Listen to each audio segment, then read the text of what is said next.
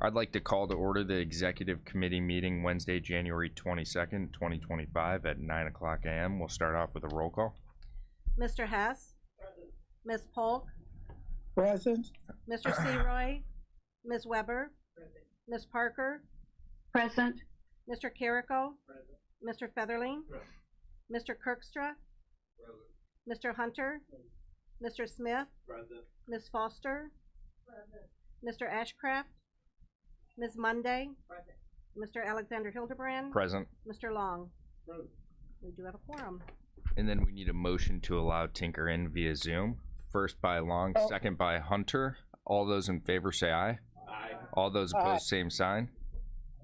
Motion carries. I don't have anything under public comment or presentation, so we'll move on to the approval of the minutes for December 18th, 2024. Can I have a motion to approve? First by Featherling. Second by Smith.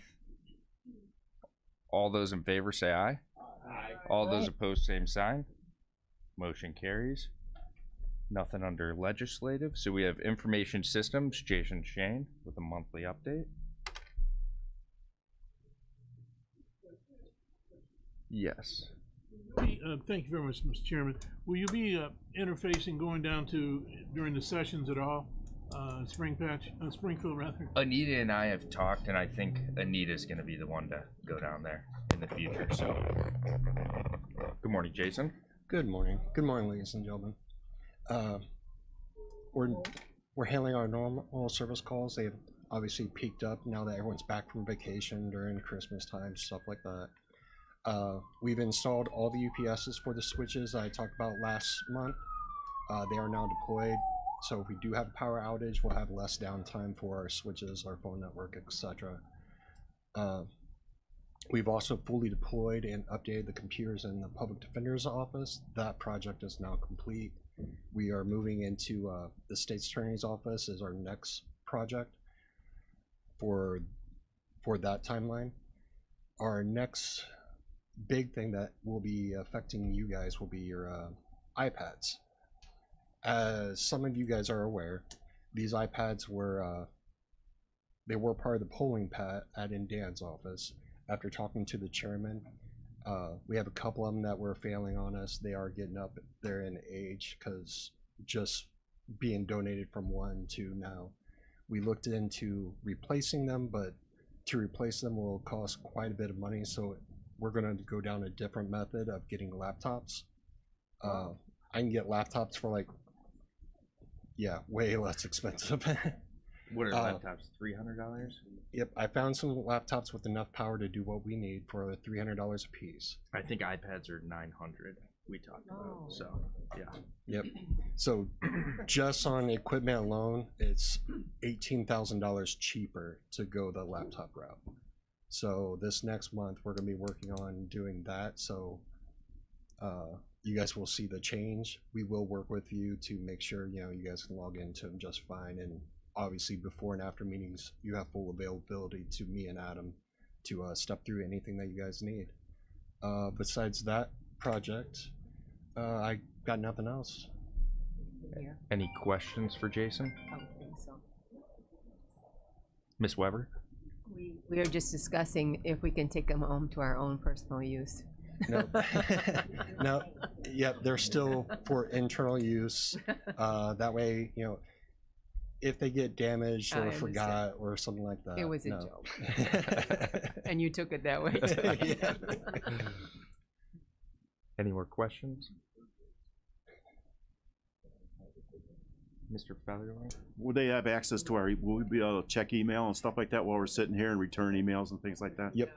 Yep, we will set up the webmail for you guys. Okay. You'll have the agendas. Yeah. Yep. You'll have the same controls that you guys have now. We'll make sure of that. Could I send an email to Craig if he's sitting there? Yes. Okay. Any more questions for Jason? Will I still be able to have access at my home? Yes, we will set you up, Miss Polk. Okay, thank Dr. you. Polk. Yes. Mr. Coughlin? No, you cannot be emailing each other during during the meeting. Correct. Let's see if he's listening. Any more questions for Jason? Thank you.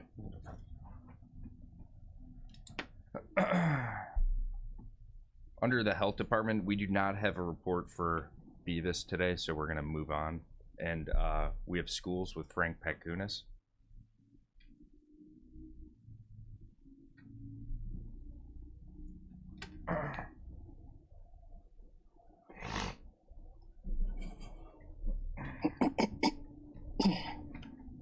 Morning, Frank.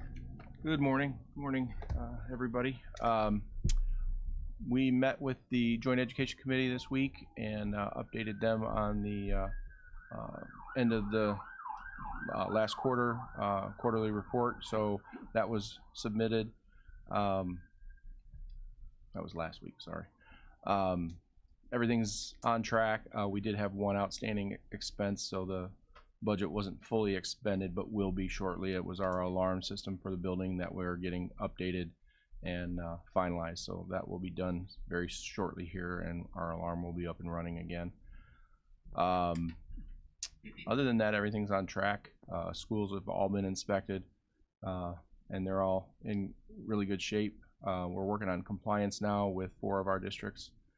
So we'll be going into the schools, making sure that all their policies and procedures are in place so that they're in compliance with state mandates, working with them closely. And so that'll take place here in February and finalize that before the end of the school year. But other than that, everything's on track. Things are going well.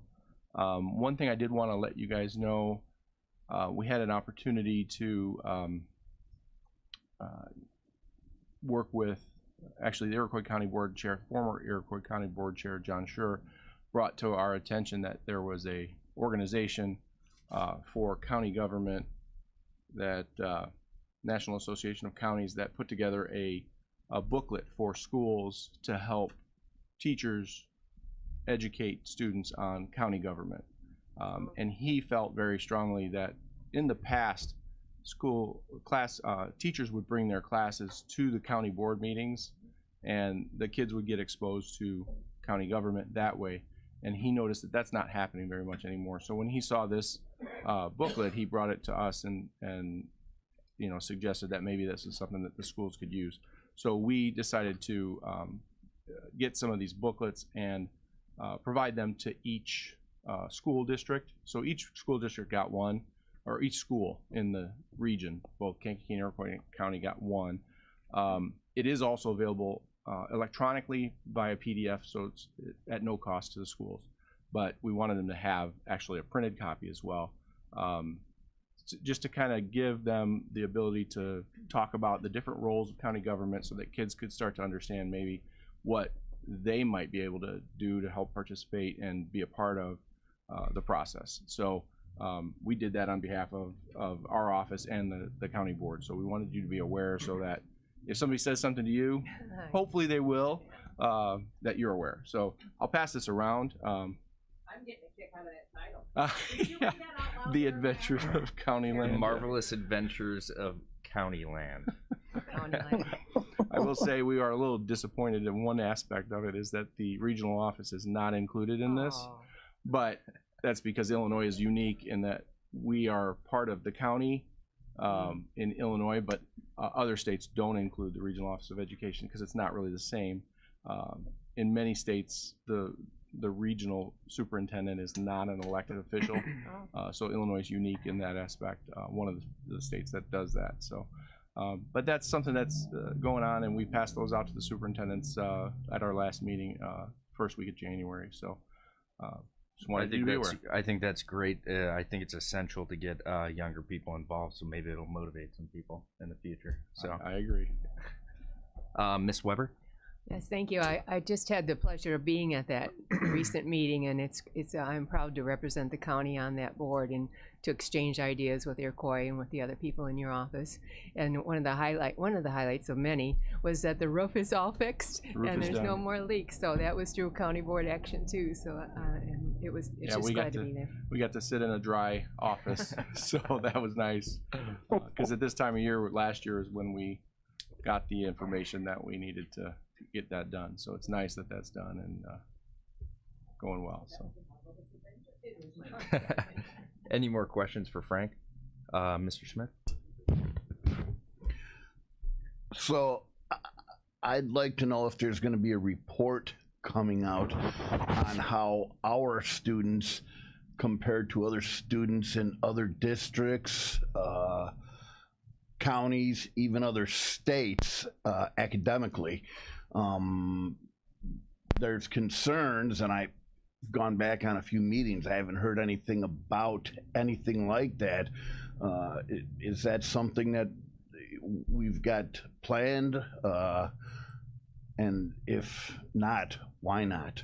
So all of the school districts have a school report card, and it's on their website. And there's actually a website that can be accessed for the state, and all the school districts have that data that does compare them to the state and has their information for their school district and for their individual schools. So that is available. And actually, at the last county board meeting, the Economic Alliance presented, and in their pamphlet, they actually put some data in there about our schools and how they compare. So that data is available, and it is out there. So. Well, I was more wondering if there was something that you could put out to the board just to keep us somewhat more informed. We could I probably think the board would like to see that. We could probably put some of that data together in more of a concise report, sure. Okay, because there's different things going on with the school system, and people have their concerns, reading, writing, that sort of thing, and we need to make that,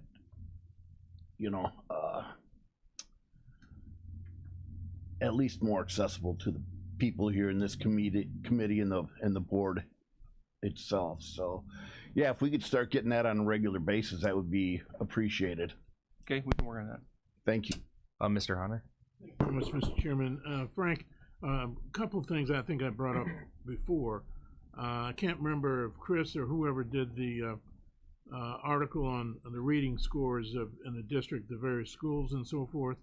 And I asked you about the remedial efforts from your office to assist those school districts in terms of enhancing the scores, and you spoke to the report cards and stuff.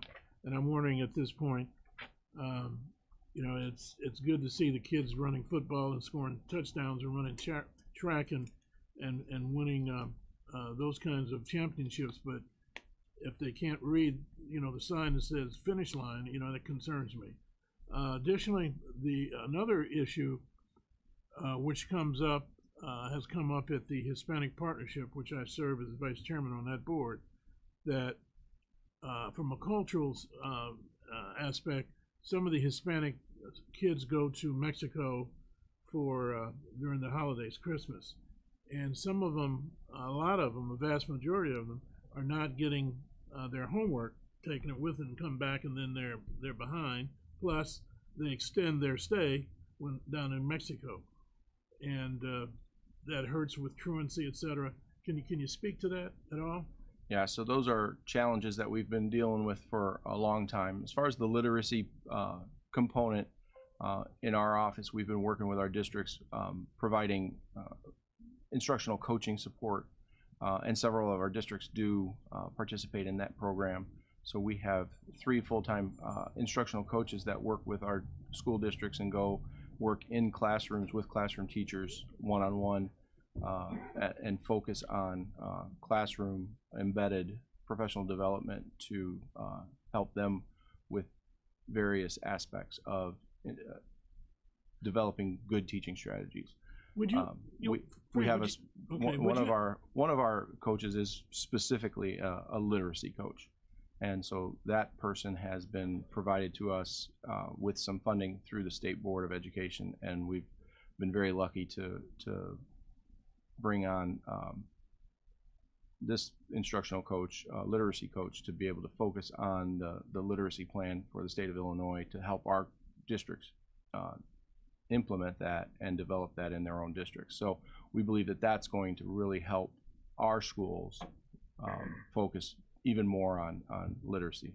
Talking with the school board chairman of School District 111, Mr. Boland, and also the superintendent, Dr. Lance, and I don't have all the specificities off the top of my head here. A lot of the teachers there are not state certified and not credentialed. And I'm wondering, I know that she has taken some initiatives to address that. Could you speak to that?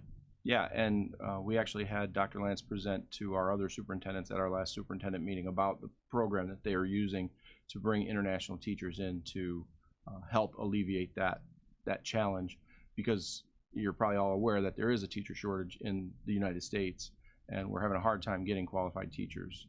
And so Kankakee School District, as well as our other school districts, are working really hard to try to have quality teachers in front of our students.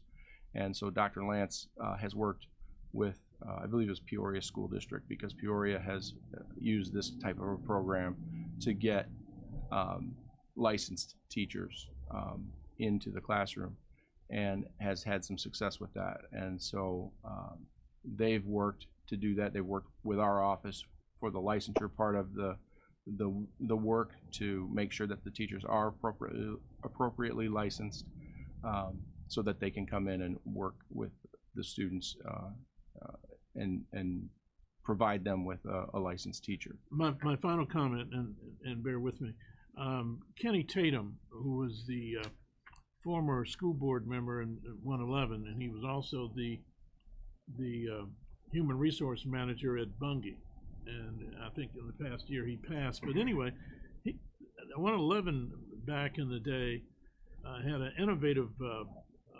program in which they actually sent a team to the historically black colleges to recruit teachers, because as you just indicated, there's a shortage, and especially black male role model teachers as well too, and that was quite successful. That may be something you may want to discuss with your because you take a look at the increasing number of Hispanic and minority students, that may be something that you may want to address. One thing that I'll say about that is the challenge is fewer and fewer people in general are going into education. Oh, yeah. So if we look at that, the number of minority individuals that are going into education are fewer and fewer as well. And there's a lot of reasons for that. So the pool has become shrinking more and more. And so to try to attract a smaller and smaller pool to our community compared to the communities that are trying to get the same pool, you could see how that can be challenging. So while I think that that's a great goal, and I think that we should continue to work toward that, it's a huge challenge. So even if we find those unicorns that are out there, to get them to come here and to commit here over other options that they have is Miami another versus challenge. Chicago. Any more questions for Frank? Ms. Foster? Yeah, good morning. Morning. I just wanted to follow up on that as far as people who are not credentialed. Will there be any kind of program for people who are in the schools who want to become certified? Are we reaching out to Kankakee Community College to see if we can put together some kind of program to help them if they really want to stay in the teaching field? So our office has worked very closely with Kankakee School District and our other school districts to provide all of the information available about licensure, the licensure process for non-certified staff that are interested in teaching, and even parents that may have a bachelor's degree that may be interested in teaching, because that's another avenue. There are several avenues that people can become certified teachers and not have to go back and go through the whole process. So there's a lot of different processes out there, and our office has all that information. So we work really closely with all of our constituents on that, and so that continues to be a process. And so with specifically Kankakee School District, we worked with their team to bring all of their non-certified staff that are interested in becoming certified. We brought them all together and we worked with them because each person is individually slightly different. There's not a one-size-fits-all. So each person might have a different requirement for them to become certified. So we met with them and provided them the opportunity to have that individual meeting to find out what they could do to become certified. So yeah, we've been working with them to do that. Right. What about financial support? Because I know that the issue is having to go back to school. Is there going to be any kind of financial support for these people? There are a lot of programs out there. Again, it's an individual thing. So depending on individual circumstances, some people have more opportunity than others. The example of somebody who has a bachelor's degree, and it really, depending on what that bachelor's degree is in, you can actually become qualified to teach in the classroom while you're continuing to get the credentials to get your license. So you can actually be working as a teacher, getting paid while you're getting the completion of the credentials that you need. So they can waive the student teaching component, which was always a big challenge. Somebody had to do student teaching for 12 weeks where they wouldn't get paid for that time, and that was always a roadblock. And so there are some programs that allow people to not have to do that. Not all of them. I mean, there's still the traditional path that people will go through, but there are some opportunities out there. And again, it's individual, and there's different ways to do that, and there's different financial aid opportunities. So there's opportunities out there. Okay. And that people can contact our office and we can give them all of that information. Okay, I'll probably do that. My other question, now that we're under a new administration, has the school did anything to talk about undocumented children that may be in our school system, to talk with the administrations of the schools as far as if someone comes to the school to try to approach those children? At this point, we've just been sharing information about how people can prepare themselves and be aware of their rights and so forth. So we're still waiting to hear how that's all gonna come down. So, but you know, school districts are going to take care of the kids the way that they need to, as they always have. So, because in our county, a lot of our schools, you know, have a good amount of Hispanic children, you know, going to school. So it is something that may arise. Yes, I agree. So we're watching that very closely and sharing information as we get it. Thank you. Any more questions for Frank? Thank you. Thank you. Yep. Next up, we have the VAC, Eric Peterson. Can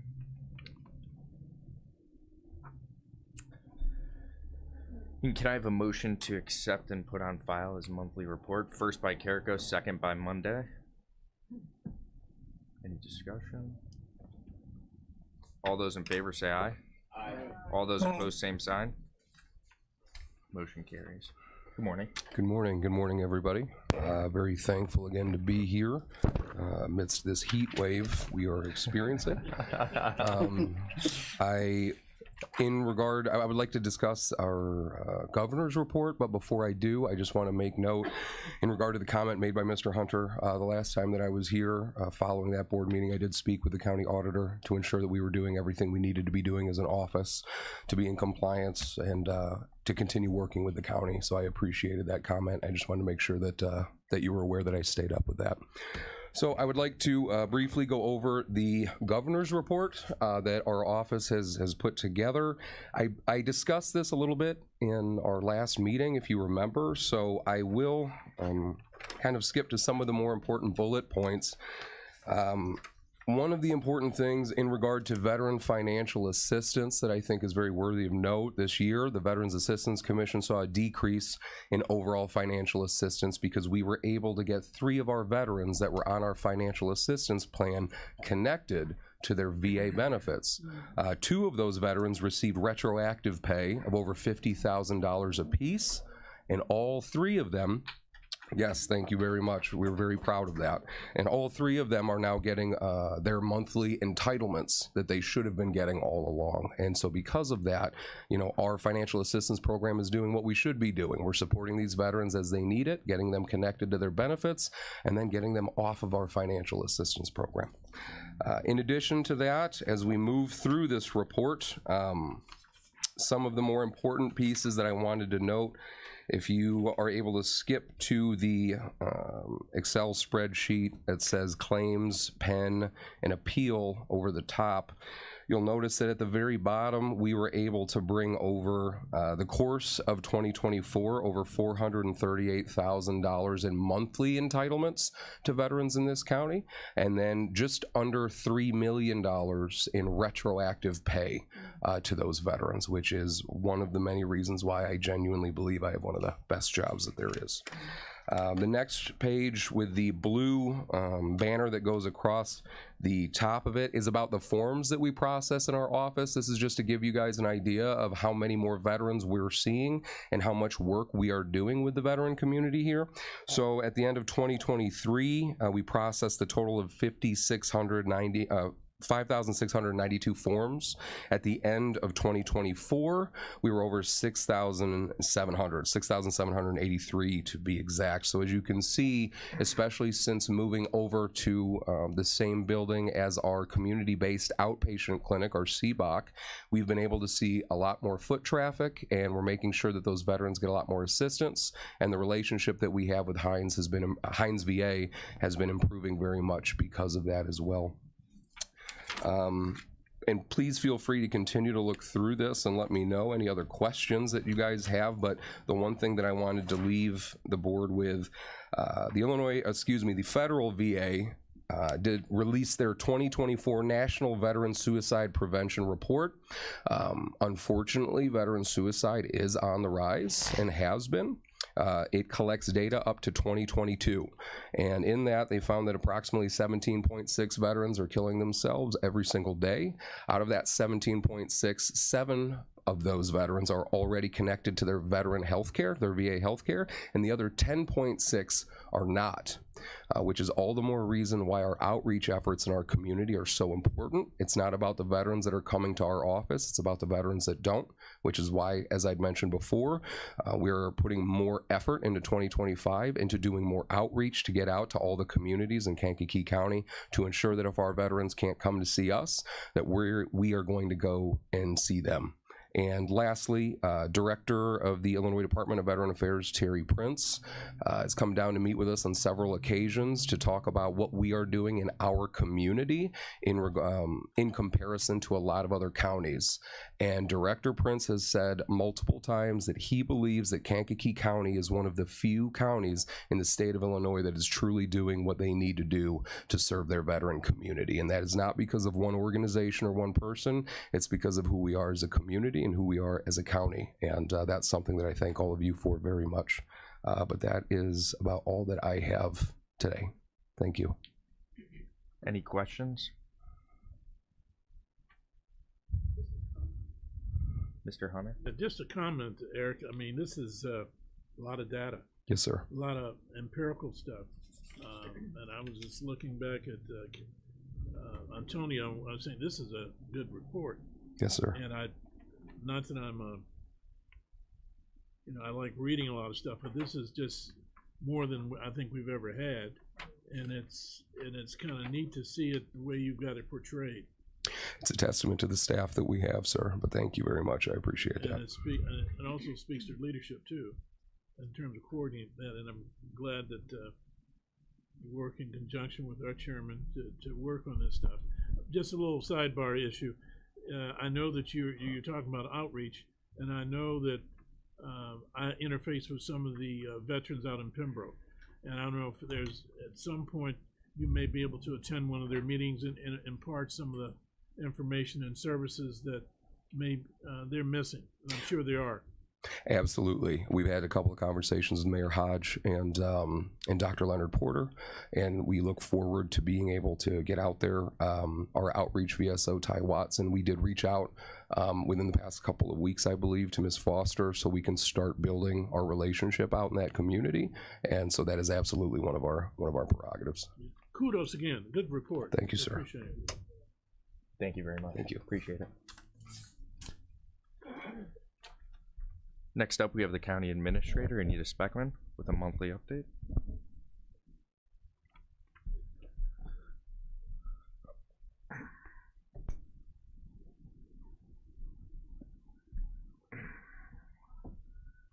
Good morning, Anita. Good morning. Good morning, everyone. Actually, the list of current open jobs is extremely small. The smallest I've seen, 4 positions, 5 openings. Of those, 2 are not county direct. 1 is in the state's attorney's office. 1 is in public health. A couple other asides that are not showing on the report as of today.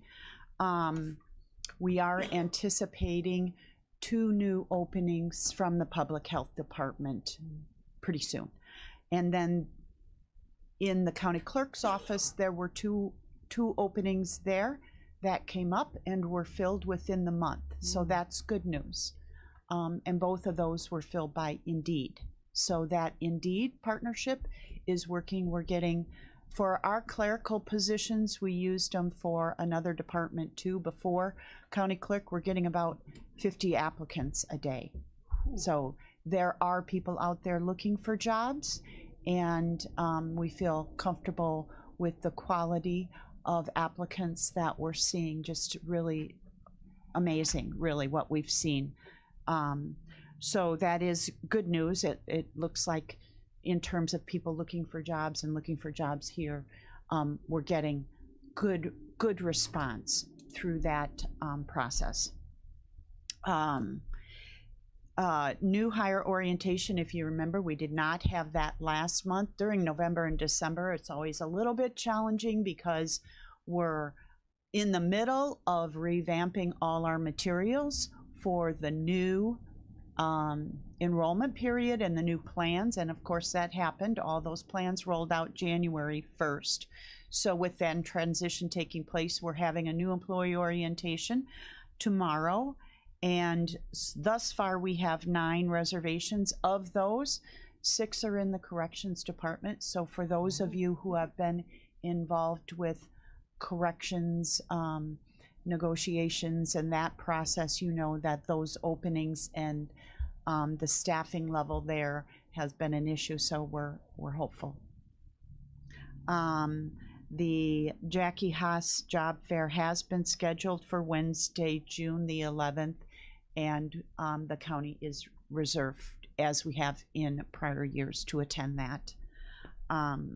In terms of negotiations, we just have 1 currently in process, and that is the corrections. We are working on it. We are hoping to have that on, I say that because you're gonna laugh at me, but we're hoping for a special Finance Committee meeting before the full board meeting. So we hope it's through the process. We have a tentative on a verbal agreements. We're right now working with the union on getting those contracts ready.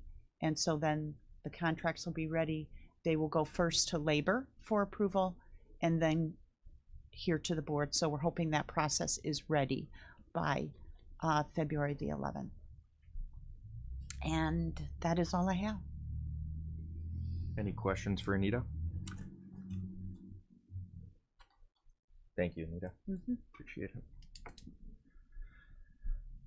Next up, under community service, we have the county assessor's monthly report. Can I have a motion to approve his report and put on file?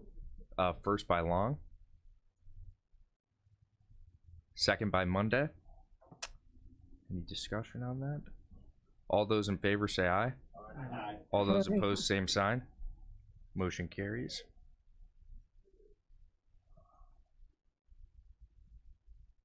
Good morning, Eric. morning, Mr. Chairman. Good morning, members of the committee. I've got a couple of things that I want to go over with you this morning. I'll give my typical report first, and then what I had talked about last month. Can everybody hear me? I feel like Yes. I try to get the microphone in the right spot. I'll give my typical report, which doesn't typically take long. But last month I talked about just bringing forward something that would take you through our assessment cycle year in a quarterly fashion, just so you have an idea of how it normally rolls. And that'll give you some context every month as I get up here and talk through what we're doing and what I expect in the coming weeks and months, how it all kind of fits in with the responsibilities of the department. So kind of bear with me today. It's probably going to be one of the longer things that I will do, but it's not going to take that long. I promise you. I try to be as pithy as possible. So let's just start with some of the things that we got completed since the last time we met. The final abstract equalization, I did analyze that once the Board of Review hearings were closed. I took a look at how much value we reduced through Board of Review. That was, and I don't have the number exactly off the top of my head, but I'm going to round it. It's right around $4 million. And just to give you some context, I don't need to worry about getting a state factor until we lose about 1% of our value. Now we have a $3.1 billion abstract, so 1% of that would be $31 million.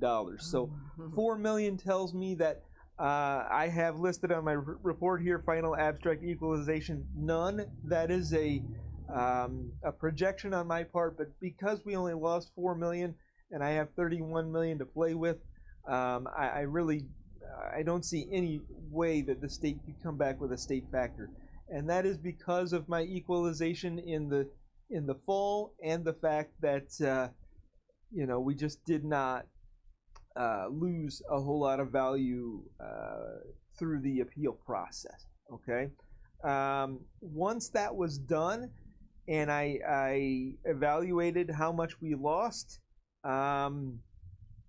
I did deliver all of the final abstract reports to the county clerk as per the statute.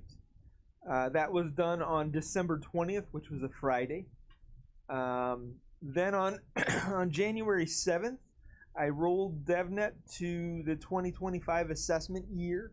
I do that as quickly as I can to try to make sure that the assessors, the township assessors, get their information as early in the year as possible so that they can begin their work for the year, and we can hopefully have a smooth ride through the quarters that I'm about to go through with you. But the books generally are returned in June and July, and sometimes in the very, very early part of August.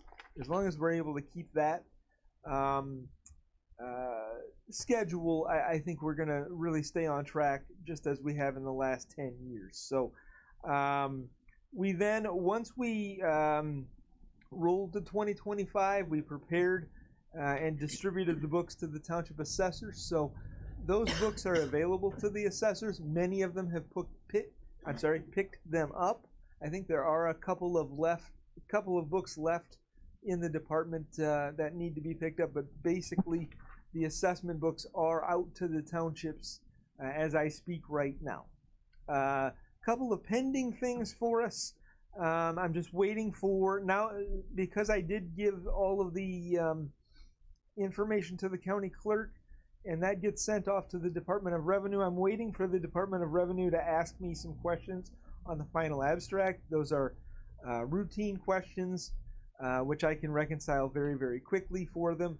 And then they can go ahead and issue a final abstract certification, the Department of Revenue can, which would allow the county clerk to then move into extension and certify tax rates and things like that, so that the county can move forward with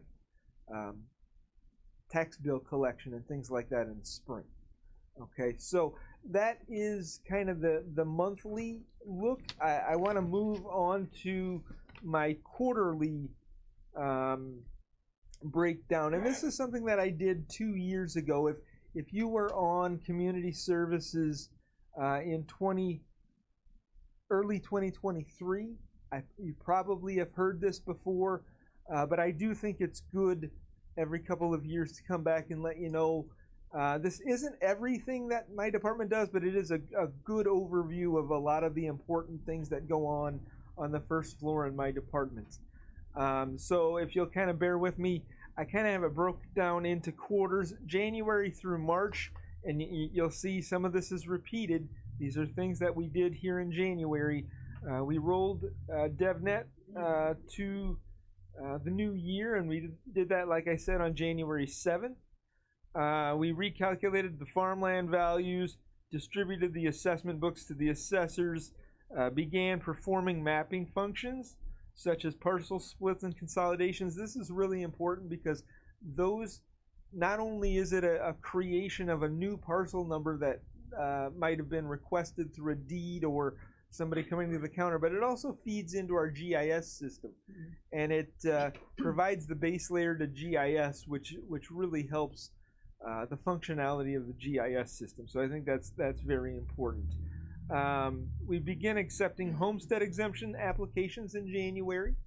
The soft deadline, I'll say the soft deadline for 2024 to get all of the exemptions in is the end of the year, although we can take them by statute into the next year. But we do start a heavy exemption load coming up here in February as people get all of the seniors get all of their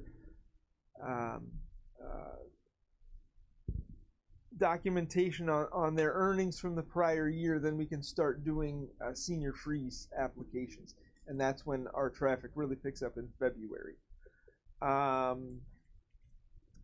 We also begin entering 2025 property transfers and ownership changes in DevNet.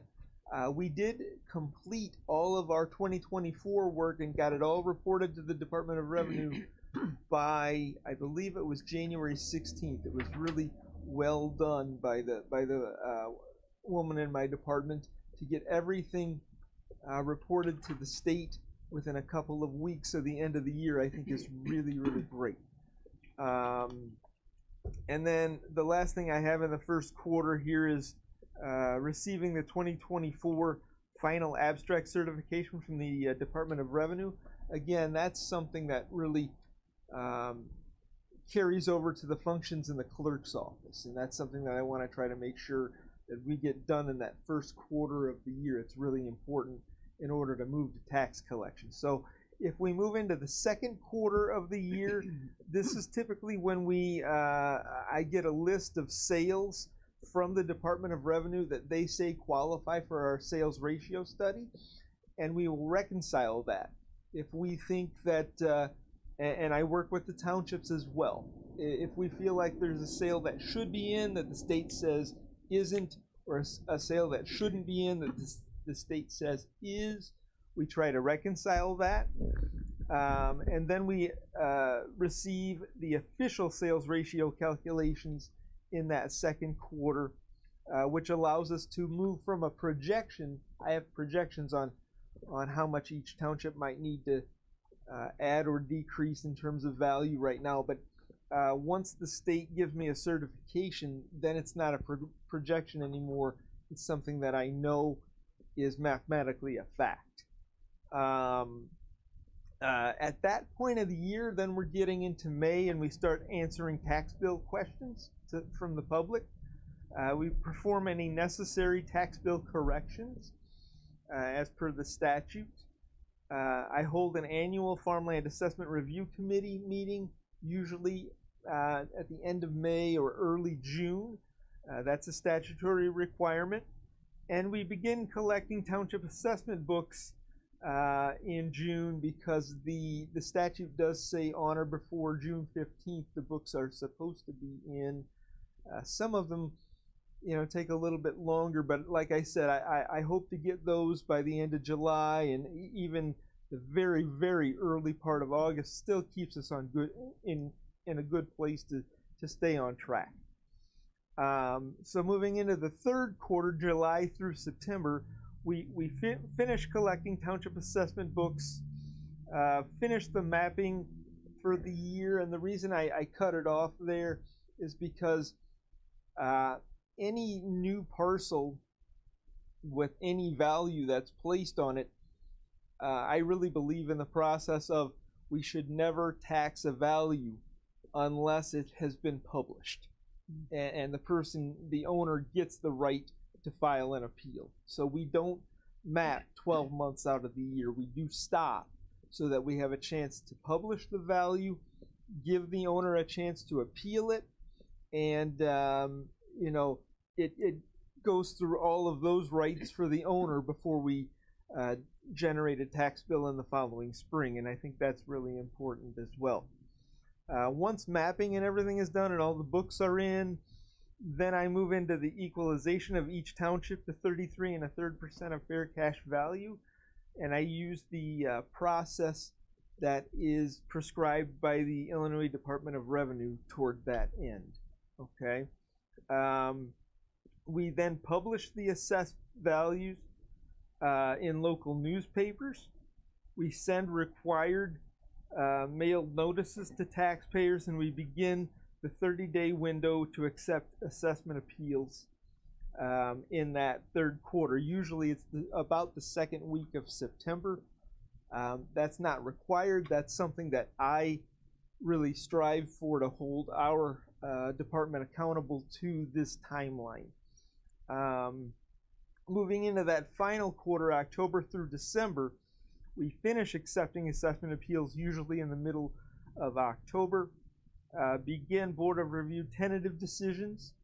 So the Board of Review initially issues a tentative decision, and if the taxpayer is happy with that decision, they don't need to go to a final hearing.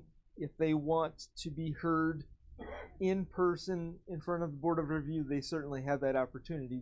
We give them a 30-day notice of when that hearing is going to be, and they come in at their prescribed time, and we hold a final hearing.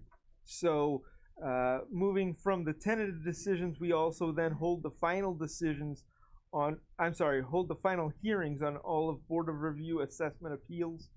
This year we were able to complete that. I believe it was December 17th was the final day of hearings, so we did finish our work in the same year we started, and that's something that I really strive for every year. Once those hearings are done, I'm then able to deliver the final abstract documentation of the county clerk. I also have to, by statute, hold an annual meeting with the township assessors, and I try to get all of that done by the end of December so that we can kick off the next year.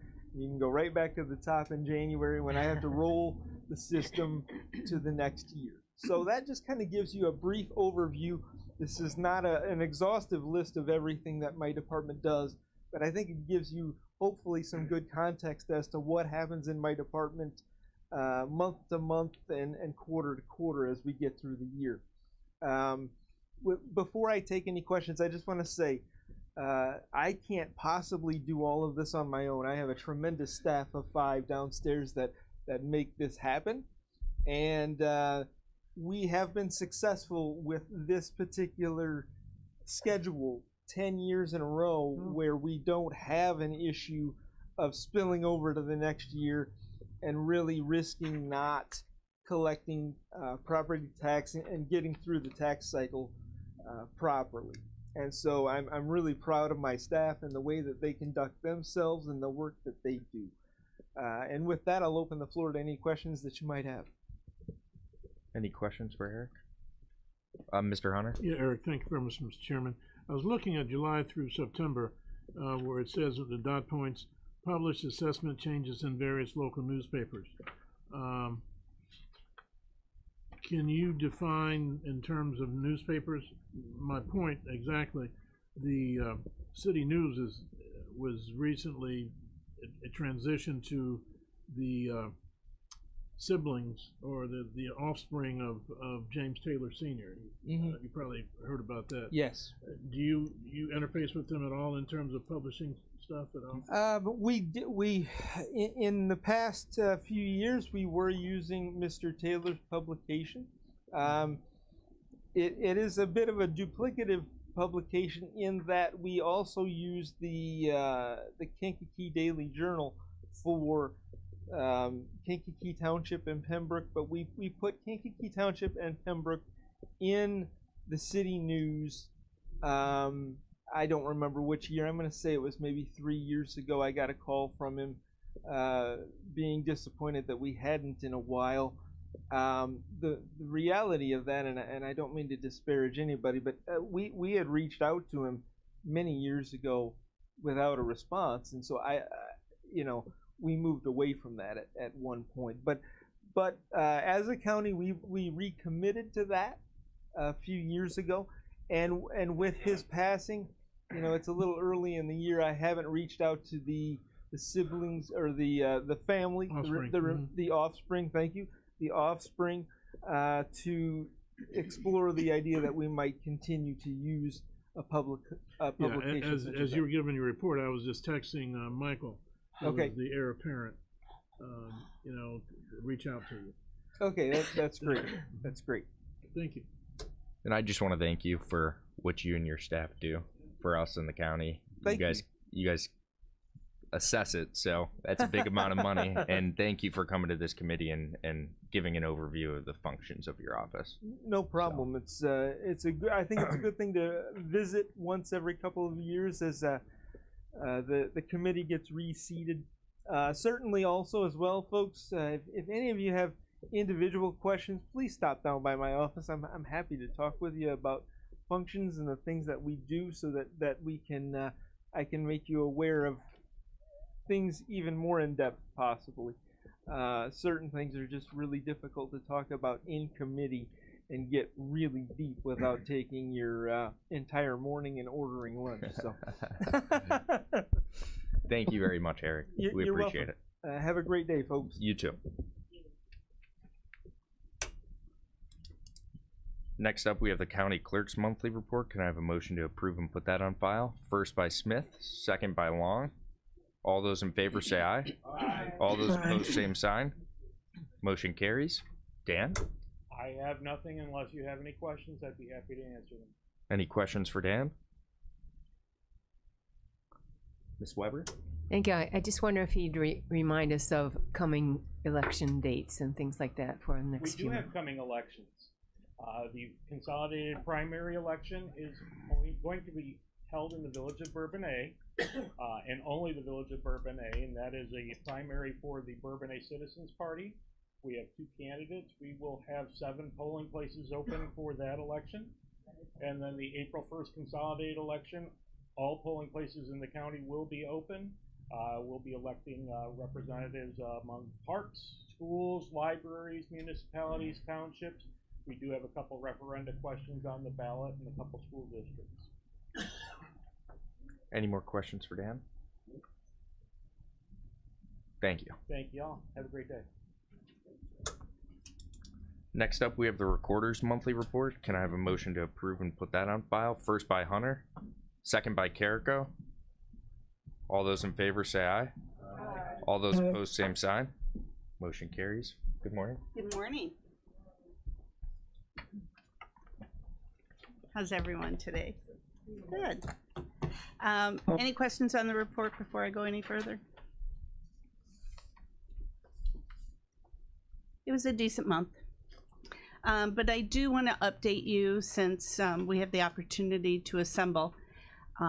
We started a project, a 12-year backlog project where we imaged film and then had it put into our computer system, filling a gap from 1967 to, I think it was 1981, 82-ish.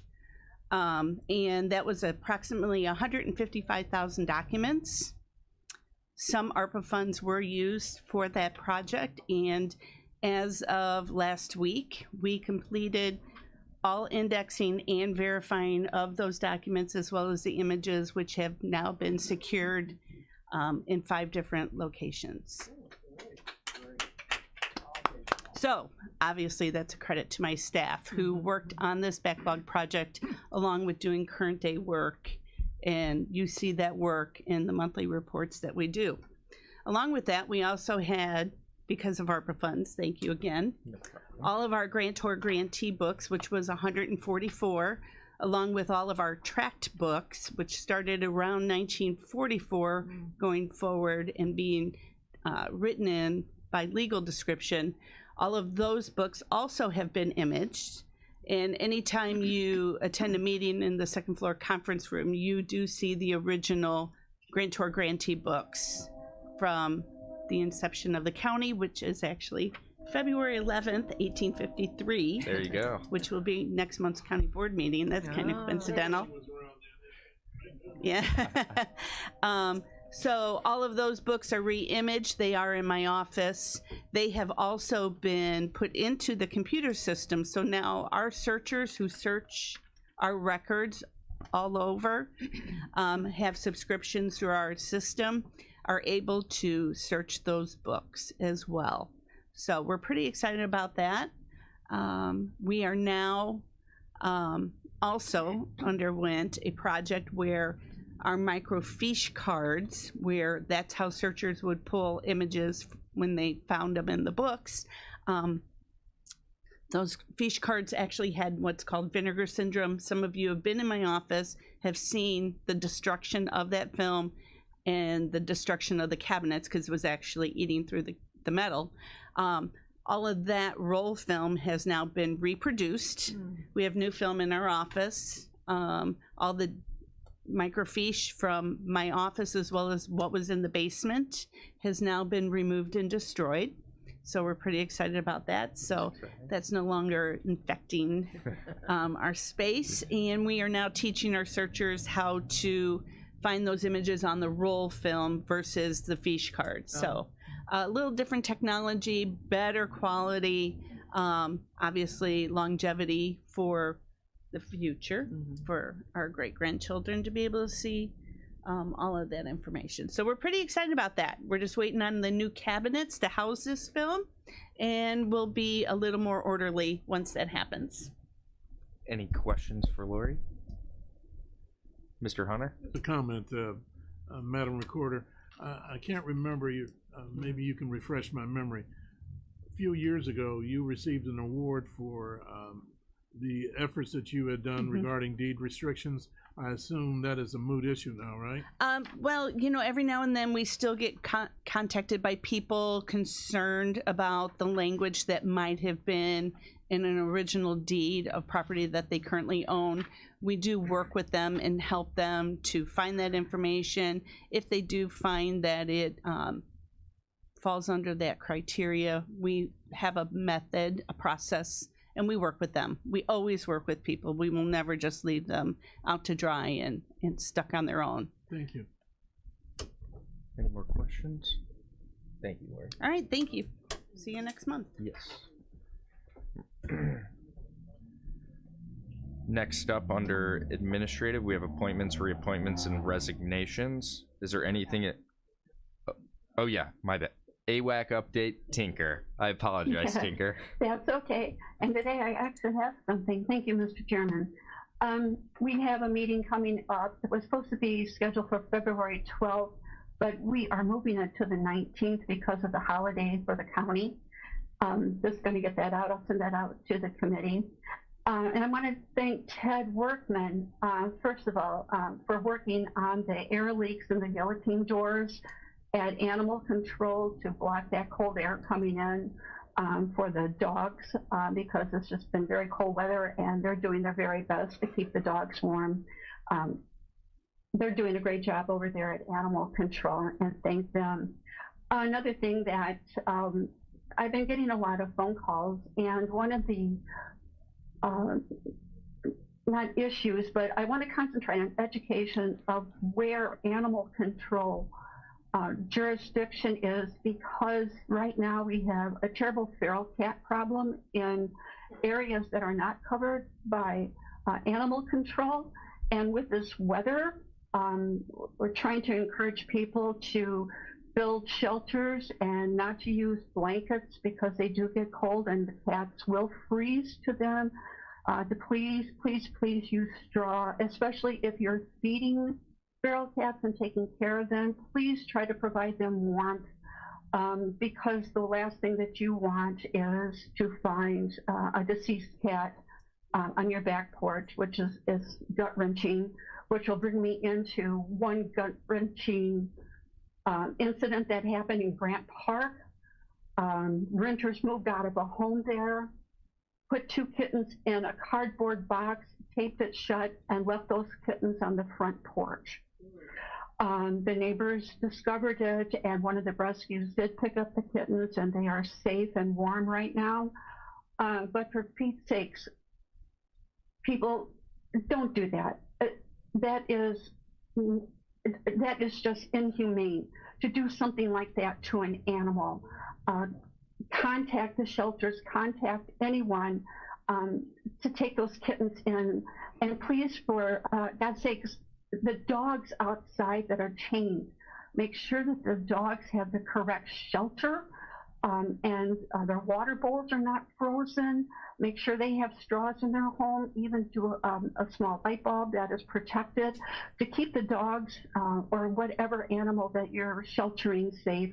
Right now, I'm getting gut-wrenching phone calls from people who are ignoring those animals and leaving them to freeze. And it's hard to hear that. So I'm going to concentrate on education of how to take care of ferals outside to keep them safe and warm, and what animals can and cannot do with the different situations and areas that are not covered by that. But in the meantime, Mr. Chairman, Carol and I would like to sit down and talk to you about some different items on our agenda that we have coming up, and we'd like to make an appointment to talk to you. The last thing I have is thank everyone that has sent me good well wishes. The surgery went quite well. I'm not healing as fast as I had hoped. I had hoped I'd be running by now, but the doctor told me last week it's impossible, and to please settle down just a little bit, especially, quote, at my age. So there are no cartwheels in the hallway for another couple of weeks. And I hope to be back with you guys probably in another week. I just got in the car today, and they let me out on the road for a little bit to drive to and from school. So thank you, everyone, for the good well wishes. And please, everyone, take care of those feral cats outside. Give them warmth. Take care of your dogs outside. Give them good shelter. We have some extraordinary, terrible weather coming up, and it breaks my heart when I hear these stories. Thank you for the update, Tinker, and we'll set up a meeting very soon. That would be great, and I know I get upset about hearing these kinds of stories, but I wanted to share with the community to please, I get very emotional when I hear about people leaving cats and dogs outside in the inclement weather. Thank you, Tinker. Next up, we have administrative appointments, reappointments, and resignation. Is there anything that needs to be removed and discussed separately? Is there anything that needs to be removed and discussed separately? I'll ask for a motion to combine and approve those. First by Hunter, second by Carrico. All those in favor say aye. Aye. All those opposed, same sign. And that is the appointment of Scott DeYoung to the Little Beaver Drainage District and the appointment of Frank Kohler to the Kankakee Waterways Advisory Subcommittee. And I just want to say I'm happy to see the interest in the Waterways Advisory Committee, and I think we had 3 great applicants. 2 showed up for interviews, and we ended up going with Frank Kohler, but Craig and I are toying around with the idea of adding another member just because of the garnered interest in this, and I just want to thank everyone for applying, and I think it's a great committee and a great thing to be a part of. So after that, we have openings. We have 1 opening on the Animal Welfare Advisory Committee, which is a shelter community representative, 1 opening on the Historic Preservation Commission, a historian, 2 openings on the Kankakee County Building Commission, 1 opening on the Clausen Park Drainage District, 1 opening on the Exline Creek Drainage District, 1 opening on the Gar Creek Drainage District, 2 openings on the Little Beaver Special Drainage District, 1 opening on the Mantino Drainage District number 9, 1 opening on the Kankakee County Board of Health, which is a dentist, and then 1 opening on the Emergency Telephone System Board, which is 911. Then do we have any new business? Any old business? Mr. Chairman? Yes. Mr. Kirkstra. I just wanted to make a comment from, you had me on? Yes. Okay, I just wanted to make a comment on the earlier legislative. I myself have been attending the UCCI committee meetings in Springfield back when Mr. Lear was still on the board. Yes. And we were going down together and tried to encourage others to attend. That I know of, there are only right now 1 person on the county board that has even been to the leadership conference and has certification for it. And unfortunately, because of previous issues, was never asked after Mr. Lear left the county board to report, but have always had that information and have always been willing to share it with the full county board. I'm just kind of surprised that all of a sudden members weren't aware that every member of the county board in every county is welcome to these meetings at any time and will be paid mileage if they do go down there. And we'll be surprised that the other county board members in the state really want to help each other and are there to help each other. And also there will be a meeting on the 27th of this month with the UCCI in Springfield, the Abraham Lincoln Hotel. Thank you very much. Any other old business? Adjournment. Motion by Mr. Hess for adjournment. Second by Featherling. All those in favor say aye. All those opposed, same sign. Motion carries.